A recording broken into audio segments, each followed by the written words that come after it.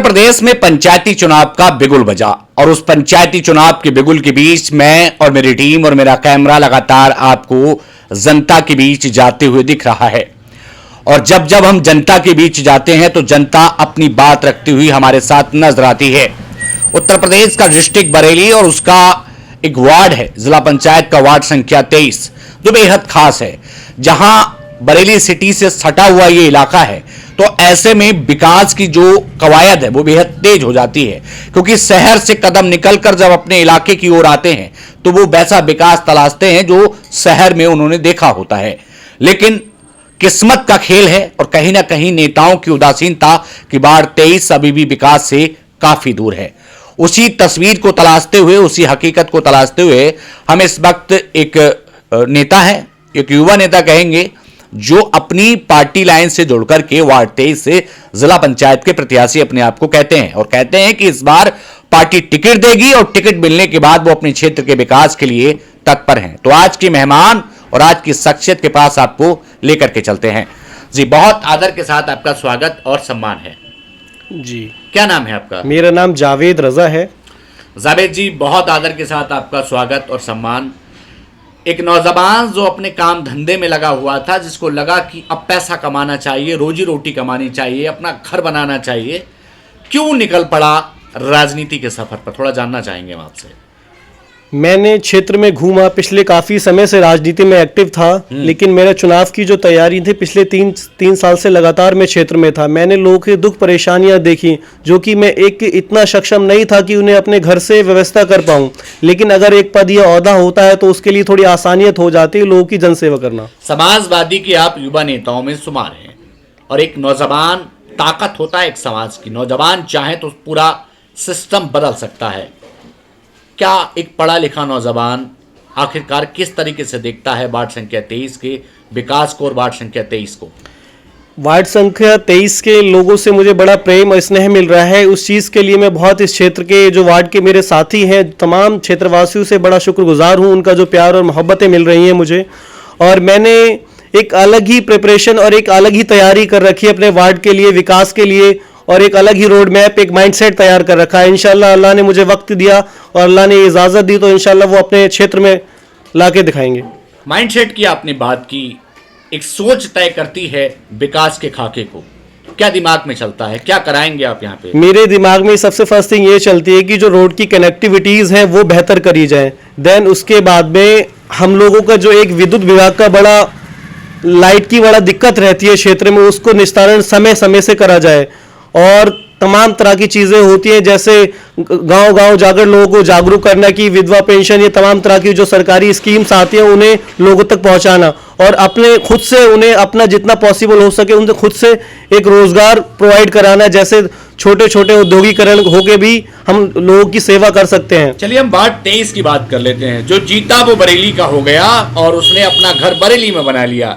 30 से 40 लाख रुपए की मोटी रकम ली और जनता के वोट को बेचने का काम किया जाता है।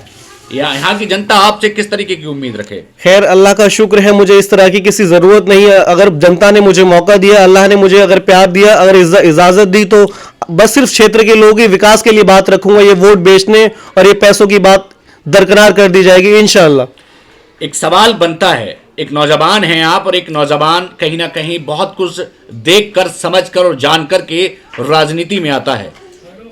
क्या ख्याल था आपके जहन में कि मुझे यहाँ से जिला पंचायत बनने के बाद सबसे पहले ये काम कराना है?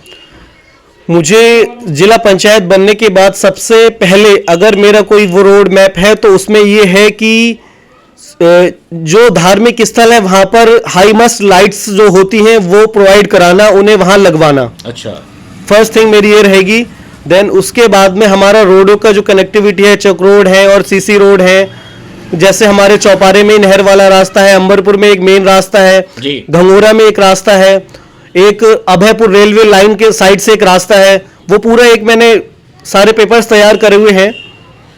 समाजवादी से आप अपने आप को जुड़ा हुआ देखते हैं और समाजवादी के बहुत सारे प्रत्याशी मैदान में हैं।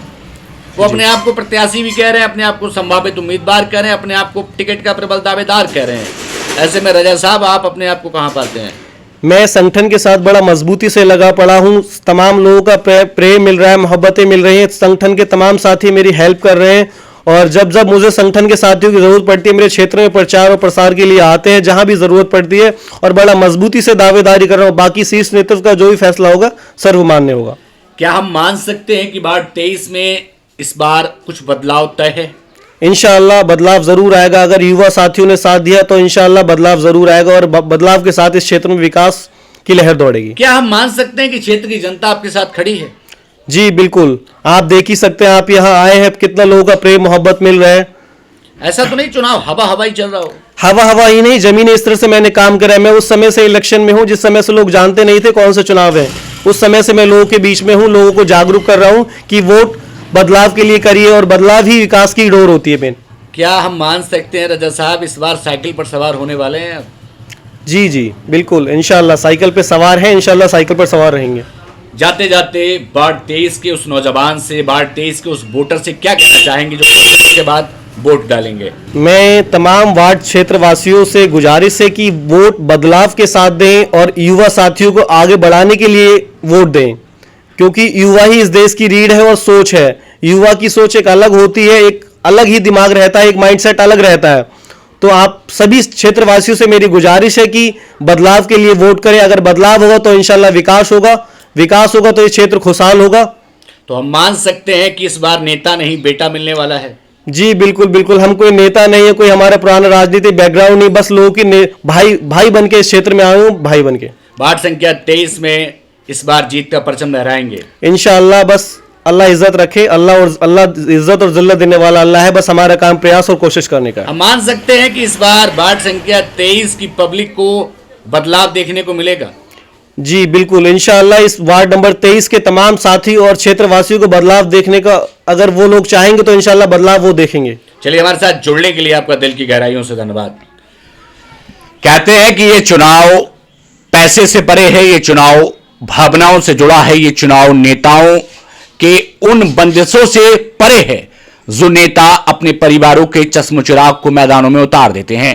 वार्ड संख्या 23 का एक नौजवान कुछ करने की तमन्ना लेकर के उतरा है। वो कहता है कि शिक्षा जो उन्होंने ग्रहण की, उस शिक्षा को लेकर के वो जो समझ पाए हैं वार्ड संख्या 23 को देने का काम करेंगे। लालच स्वार्थ से परे ये चुनाव होगा। खैर ये वक्त तय करेगा कि वार्ड संख्या 23 का जिला पंचायत कौन होगा। फिलहाल वक्त के लिए आपको इंतजार करना पड़ेगा।